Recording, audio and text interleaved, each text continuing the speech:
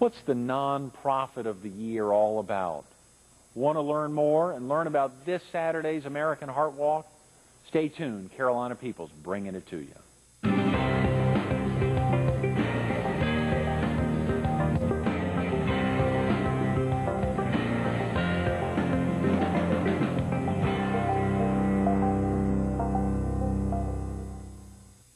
Good morning. Welcome to Carolina People. This morning we're at the Myrtle Beach Herald. We're focused on the 13th annual American Heart Walk to be held this Saturday at Broadway at the Beach and the Best of the Year ballot with the Myrtle Beach Herald. And we're visiting with Renee Wikstrom, instrumental in both. Good morning, Renee. Good morning, Greg. Thank you so much for coming in. I think we're right around 48 hours, 50-some hours from the Heart Walk. Yes, and we're getting busy. It is crazy around the office. I know you've been in there some this week. To think so much going on. That 626-3939 number. Tammy was with us on Monday. Tammy was with us on Tuesday, and the event's getting so close now. Every year, you think she's been doing it 15 years. How does she sleep this week? She doesn't. Yeah. It's so big now and so huge for the Heart Association and for our region. Right. That every year we keep adding events, and we keep getting more walkers, and we keep raising more money. It is incredible. And the money, you know, as Tammy and I talked about on Monday and Tuesday, Pat Al, who was with us about a month ago, said, Greg, our goal's $200,000. We hit $2 million. It's not enough. And raising more money. I mean, it sounds like we're raising a lot. $200,000. That's insane. That's so much money. But it's not. It's a drop in the bucket until you actually find some way to solve heart disease, We have strokes. to find a cure for heart disease and strokes. We have to. Mm-hmm. Because it's the #1 killer in our area. It seems like impossible when you talk about folks finding a cure. But what was it, March of Dimes, a little while back? The goal was to find a cure to polio. What'd they do? They Found a cure. So they changed it and added to it and said now it's working to save babies together. A great goal. Speaking of the March of Dimes, you were instrumental last year. That was the first year in many years they've hit their financial goal when you were overseeing the marketing for that event. We worked really hard. We were very pleased with the results. We had a great year, and their event is coming up very soon as well. Right. And I wish them lots of luck this year. This year I put all of my efforts into the Heart Association. I know. Thank you again. Yeah, the event's October 26th. Actually, the Myrtle Beach Herald's the presenting sponsor of A Night to Remember. Deb Bramlin and the folks at Medieval Times have been working so hard to make it so special that night. Lois Ergel, the chair of the event this year. We're expecting a great crowd. But obviously the big focus is day after tomorrow. We're talking today's Thursday, tomorrow. The next day is the 13th Annual American Heart Walk. How many years have you been involved with the Heart Association, Renee? Going on 7-8 years now. Really? Yeah. Wow. Yeah. What got you first to... Oh, real quick about yourself. Are you originally from the area? I am a Conway local girl. Oh, come on. Absolutely. You mean you were born somewhere else and raised in Conway? Nope. My family has been here since dirt. Wow. Yeah, Conway Hospital, Conway High School, Tiger Born. Wow. Yeah. Conway Tigers, or that's the Conway High School football team, or athletic Right. mascot. Tiger Born, Tiger Bred. When I die, I'll be Tiger Dead. Wow. It's not Tiger Red, though. They're like green or something, Yeah, right? green and gold. Green and gold. Mm-hmm. That is exciting. My God. Well, of course, you went off to college in Virginia. Right. Came back to the area. I think I saw you were in Raleigh for a while, even in some part of Louisiana, Lake Charles. Lake Charles. For a little while. That was a previous life. I was with the airlines. Is that right? Yeah. And worked with, started out here with the county airport, and then moved to Lake Charles and worked with a smaller airport there, and then into Raleigh, and worked with the airline that is now UPS. Huh. Before it was UPS. And from there went with US Air for a while. I didn't know that. And do you mind me asking in what capacity, Renee? I was in charge with Orion Air, which is now UPS, of their flight training department. So Right. I actually maintained all the flight training records for all the pilots, scheduled their training, actually went through training, flew in all the simulators all over the country. No way. Flew in there, did line checks with the FAA. So I've seen the backside of a lot of airports. Well, you know where we're in currently, right now, in this building, the former air flight simulator for the Air Force, which now houses the Herald and, of course, the TV station. That's exciting. So you've been in buildings like this many, many times. My dad helped with the Air Force Base when it was originally being built and growing here. He actually helped put in the plumbing throughout these buildings. Is that right? Yeah. So every time I come on, I have a special thought about that. Wow. Yeah. And a special thought, I know obviously in reading a little about you, and of course hearing you talk about that at Heart Association events, your father was inflicted with heart disease. Right. He had his first stroke at 43 years of age. 43? 43, and he was 6'4", strapping man, huge muscles, and had his first stroke on a Sunday morning.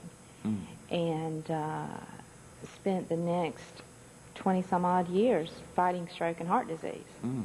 Had never been diagnosed. There was not a reason. You know, when you looked at him, you didn't see heart disease.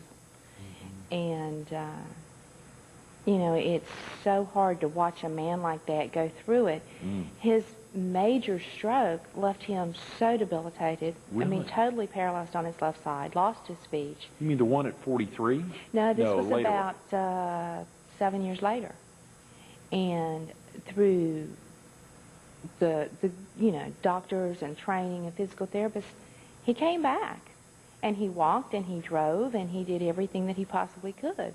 But once your body is so weakened from strokes and heart attacks, you know your sources are limited. And after he passed away, I felt like I had to do something. I had to help. He passed away 7 years ago. Yeah, about 7 years ago. And that's about the exact same time you got involved. Well, you know, there's so many amazing groups to give time to. There's so many amazing groups to give money to or to work to raise money. And you think about so many of the groups you've been involved in. As I look down on your bio or a little bit about you, so many things you've been involved in. Obviously working to help save babies together, senior involvement in the Myrtle Beach Police Department, of course the Make-A-Wish Foundation, and helping Camp Out, and so many things they do. You're involved as chairman of the board and president formerly, but the Heart Association's a special one. And That's the great my thing is baby. there's three events a year that you can get involved in. Tammy pulls this sleigh Renee out there to the ride-a-thon. You're instrumental in that the last couple of years, and of course the Heart Walk for 7 or 8, and the Big Heart Ball coming up again on February 5th this year. Well, in the Heart Ball, each event is so different, so that you get a different reward with each event that you work in. So it's, you know, with the walk, you're out in nature, fresh air. You're walking with heart disease survivors, because our walks are led by people in red caps who have survived heart disease. Right. And so you're with a whole different a crowd of people. Then with the horse ride, you've got 4 days with nature and our beautiful coast. And this year we're looking for at least 1,500 horses and riders. No. Yeah. At Lakewood Camping Resort? At Lakewood Camping Resort. And we may hit 2,000. And it is quite a sight to see when you've got 2,000 horses on the beach. Just, it's hard to describe the sight that it is, but it is one of the most amazing sights of man and animals and nature that you'll ever see. Wow, that's right. And that happens rain or shine. And for 4 or 5 days, the 10th through the 14th of November. Of course, Tammy was in on Monday and Tuesday, and it's so difficult, just like you right now, because you know there's a heck of a lot that has to be done today and tomorrow, getting ready for the 10 hours leading up to the Heart Walk on Saturday morning. But then still knowing that November 10th is right around the corner, and that with 1,500 or 2,000 horses and men and women and kids getting out there, you need a lot of volunteers. We need a lot of volunteers. And, you know, we have volunteers that come back every year and they work certain events. And with the horse ride, people are they're nervous if they're not a horse person. And I haven't ridden a horse since I was a young child. You don't need to ride a horse or to know anything about horses. We've got so many things that have to come together in order to pull this ride off. Right. One thing we do is we serve lunch on the beach to all the riders. And they get pizza and drinks, and you know, they come up and you hand them their lunch and they're down the beach. And that takes a lot of people to feed 15 to 2,000 people and horses on the beach. Oh, yeah. Oh, yeah. You know, there's so many things. We have a barnyard sale where riders bring their old tack in. Right. And other people, you know, it's like a regular yard sale. And people come in and buy it. And it's another great money maker. So there's so many things for people to get involved in with the ride. And with the walk, we can still use volunteers. Oh, yeah. Oh, we yeah. can still use a lot of Today volunteers. and tomorrow, folks, you know, today and tomorrow, counting all that money, and I know they've got big security over there at Yes. Gum Plaza. It's on 501, right between Grissom Parkway and Ocean Boulevard. Very easy to find, right there at Gum Plaza. I think it's like 1501. But you can call that number, 626-3939. Get out there and help them count some money. Count money. We are so blessed in what we call the heartstrings, and where people sell hearts in honor of a loved one that has passed or fighting heart disease. And that's our responsibility to write all those hearts. Right. And every year I spend many hours at night in front of the TV writing hearts. Wow. Writing names on hearts. And you don't realize that giving 3 or 4 hours stuffing envelopes. Right. You know, helping to put breakfast out that morning for the walkers. Oh, yeah. There's so many things that have to be done that we welcome every volunteer. Oh, yeah, it's critical. Just to call right now, and of course a lot of viewers have got to get out of the house right now to get to work or get kids off to school or otherwise.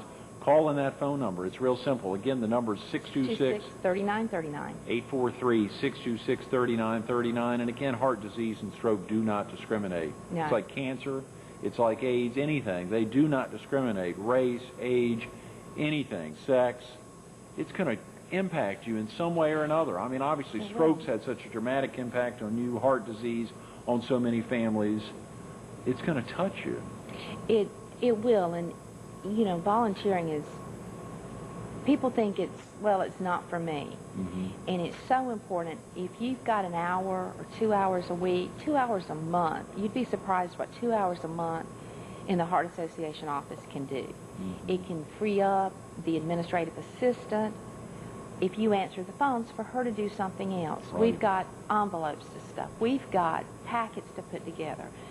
With these events, we have a lot of meetings going on. One of the fun things is with the Heart Ball, one of our board members donates all the, you know, the flowers and the decorations. Right. Well, somebody has to put all those together. So a day or two before the Heart Ball, the committee gets together, and anybody we can get, high school students, clubs, that want to help. Right. And we may be spraying pots, spraying vases. It just depends on the design. But that's a fun thing to do. You learn a little about flowers and decoration. Right. And you've spent 3 or 4 hours giving a tremendous gift. And they really need the help this year. Of course, Rita Siegel-Levine, the one you're talking about who owns Dandelion Limited, is normally so crunched because it's right after Valentine's Day. Normally the Heart Ball's in March, late February 22nd a few years ago, March this past year. This year, this upcoming year, February 5th, 2005, February 5th. So we're less than 10 days before Valentine's. So Rita and her crew there is always given so much time, and obviously so many decorations, so many flowers will be slammed. So we really need the help this year for the Heart Ball. Very much. And I do want to say there are sponsorships still available for the Heart Ball, for businesses that want to reach people that go to the Heart Ball. There's still some sponsorships available for the horse ride. Oh, yeah. And we have riders that come in from all over the country. A huge group that come in from Wisconsin. We have them coming in from the West Coast, from Canada. So you can reach the entire country if you want to become a sponsor for the horse ride. You're right. It is a great way. You know, the guy who owns Lucky Dog, the folks who produce this show, his daughter's a big horse rider, and I'm going to be turning the screws on him to try to get him out there. The producer of another show they do, River Talk, Brenna, she's a big horse rider. We got to get newbies out there for the first time. There's so many folks that could be a part of this for the first time and to experience what other riders do all over the world, all over the country in particular. In Canada, you've got Canadians that come down, but this is the 23rd annual Jack Monroe Horseback Ride-A-Thon. It's not the 3rd annual. It's the 23rd annual. It's a big deal. It's huge, and you get to meet riders from all over the country. There are a lot of horse clubs that come in. This year, a rodeo team is coming in, not to do rodeo tricks, but a rodeo team is coming in to ride. Right. It is, if we believe it's the largest horse ride on an ocean that we've found any place. Oh, yeah. I don't know if there's another one this size any place in the world. But even if there is another one, it's not all to fight heart disease and stroke. I mean, these things are the almost $200,000 that will be raised. A big chunk of that is going to directly to fight heart disease and stroke. And the riders work so hard. They can pay for all their registration fees. If they bring in a certain amount, they get to camp on the ocean. And how many places do you get to go and camp on the ocean with your horse? Right. It's just not done in today's society. Got it. Golly, Renee, we got about 7 or 8 minutes. It's amazing how time flies. Obviously, our focus on fighting heart disease and stroke. We got to spend a few minutes because you've been so instrumental, truly, in helping kick off what will change the landscape of America, hopefully, but surely the Myrtle Beach area for many years to come. Something that I've been learning about. Share with the viewers a little bit about Nonprofit of the Year and the use of nonprofitoftheyear.com, but more importantly, the best of the year, how this thing came together over the last month since September 5th. Well, the Myrtle Beach Herald, this is the first year we are having this contest. I'm still getting used to the we. Yeah, absolutely. The best of the year, 2004, it will continue. And subscribers to the Myrtle Beach Herald received ballots in their paper for them to fill out what they considered the best of several different types of categories, from businesses, car dealers, restaurants, products that they use every day in their life. Right. And we felt it was very important to add to the charity and to give even more to the community. So for nonprofitoftheyear.com, there's a huge cash prize. Nonprofit of the Year winner gets a $10,000 cash prize. Cash. Wow. Cash. Yeah. As well as $10,000 worth of ads in the Myrtle Beach Herald and $10,000 worth of airtime on Fox 43. Right. And just as importantly is a locally designed website, nonprofitoftheyear.com. So that nonprofit can use that website in addition to whatever websites and materials they have. Hopefully it will help them to reach and raise funds from throughout the country. Mm-hmm. A lot of times you'll sit down on the computer and you'll just pull up and search. Right. And you go in and you put in Nonprofit of the Year, and that will link them to the winner of this contest this year. Here, and it could be even a local charity, a local nonprofit? Could be. Obviously, I'm a huge Heart Association sponsor, but it doesn't matter. Every nonprofit charity has the opportunity to win this. Oh, yeah. It's all by voting, and each subscriber gets one vote, which is very important because it's not stuffed, it's not added. You have to be a subscriber to vote. So the community will get a real sense of what the Myrtle Beach Herald likes. How about if it's an employer? If I'm an employer and I bought a subscription, can I have all of my employees? You have to have one subscription per person. Okay. So if you've got 20 employees and you want to cast 20 votes, you have to have 20 subscriptions. So I can't just have them all fill it out? No. Why not? It's got to be by subscription number. To be able to track it? To be able to track it, to make sure that boxes aren't being stuffed, and that we're getting a real feel for what the community likes and their wants and their dislikes. We're a growing community. Right. We could be anywhere in the country, but we're on the coast, and we're a huge tourist town. I grew up here. I've seen this place go from rolling up the sidewalks to putting in a lot more sidewalks. And we need to know what people like and who they support and what they support. And this way we can get a really good feel for it.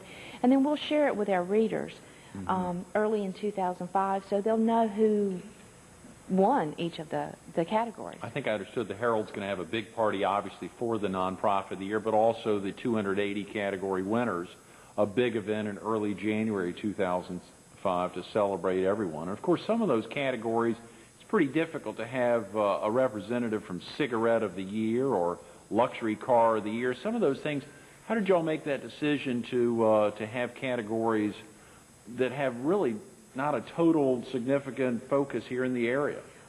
But they do reach the area. We are, for instance, Cigarette of the Year. We have a lot of smokers here. Oh, yeah. Luxury Car of the Year. We've got a lot of luxury car drivers. Right. So we tried to include categories that reached the whole area. So whether it's luxury or it's your favorite pizza or your favorite burger, your favorite type of car, your favorite cereal even. Right. You know, and we just may reach, and you may see some of those national folks coming in, because it would be quite a coup to be cereal of the year or cigarette of the year. As voted on by subscribers of the local newspaper. The local newspaper. And as a weekly paper, we are the local newspaper. We can't compete with the daily constant news, but we give you a little more local, and give you a good flavor of what our community is all about. And we think Best of the Year will do that as well. And you really think just the Myrtle Beach Herald subscribers, they've got 2,500, 3,000, mailed subscribers, you really think that is a good representation of Myrtle Beach? Well, it is, when you think about, this isn't tourist, this isn't stuffing a ballot box. These are the residents, the year-round residents. These are the business owners. These are the people who buy papers, who read papers, who are involved in the community. They shop for groceries like everybody else. They drive cars. They take their kids to school. These are the people who have an opinion that influence our community for the entire year, not just for tourist months. Renee, I saw there's 280 categories, and you require to be considered a valid ballot that you fill out at least 140, at least half. That's a ton of things. This would take me an hour to fill out 140. Why'd you do that? Well, you think it is until you start going through the ballot and you start reading the categories, and immediately your first of mind will pop onto the person or the company, the business, the restaurant that you frequent for that you like. And typically people vote for the places they frequent. And within 15, 20 minutes, you'll be surprised how many you'll have filled out. But we thought it was important to have that many represented on each ballot to get a true reading of what the community felt. If you've got 280 categories and you only fill in 10 or 20, you can't get a true reading. You can't really research and understand what the community wants, what their likes and needs are. That's a great point. And obviously that incentive that the charity of the year. And, of course, one of the great things is the Herald, I believe, owns charityoftheyear.com, churchoftheyear.com, not-for-profit-of-the-year.com, nonprofit, everything of the year. And whichever one the charity or charitable organization wins, they can use charitableorganizationoftheyear.com.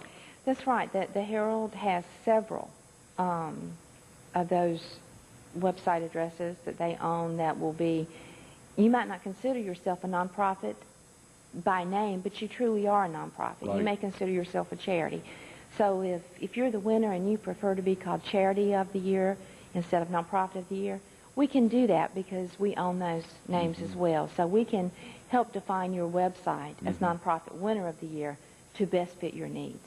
And we're not talking about Florence nonprofitoftheyear.com or Myrtle Beach Charity of the Year. You mean this is charityoftheyear.com? Charity of the Year. Wow. So the national exposure, the possibility for increased fundraising is huge for any nonprofit that wins this. Wow, that is. Renee, we are, of course, there's so many things we'd want to focus on you as I look at so many aspects of your life when you left the Triangle to come back home, to be close to your folks, to be close to your family and so many other loved ones in the area, growing up in this area, to see your involvement since you've gotten back and your experience there at LHWH and at Brandon Advertising and the Sun News and now at Sun City Consulting. Yeah. You were jamming. I don't know about jamming, but I keep busy. I mean, really, a lot going on. Yeah. There really is a lot going on, but your incredible man hours, your incredible person hours, and committed to the American Heart Association. If you had just a couple of minutes, if you were talking to a 7th grade class, why group of 7th graders, why it would be important for them to get involved in the Heart Walk or the Ride-a-thon, or if they wanted to come out, I think high school students are obligated to give 20 hours a year to a charitable group. I mean, they could do that with 7 hours for this Saturday's Heart Walk and then 10 or 15 hours with the Ride-a-thon. Well, if I was addressing a group of students, and interestingly enough, I do have a niece that's a high school senior this year, and I talked to her about her groups, and they do have that requirement for customer service or, community service rather. We need to teach our young people how to give back to the community. And with the Heart Association, you can see the leaps that we're growing with and how we're developing and finding cures and finding ways to help, even though we may not have a cure yet. I would encourage them, you may never have the money to give, but you've always got the time. And the return that you will give on your time is so much greater than you'll ever see with money. Give of your time, give of yourself, find the passion in you. Find something you care about that means something to you. Give an hour, give 2, give 10. Just give back to your community. Renee, thanks so much for being with us this morning and giving us of your time. Sure. Stay tuned to more Carolina People with Renee Wikstrom coming up next.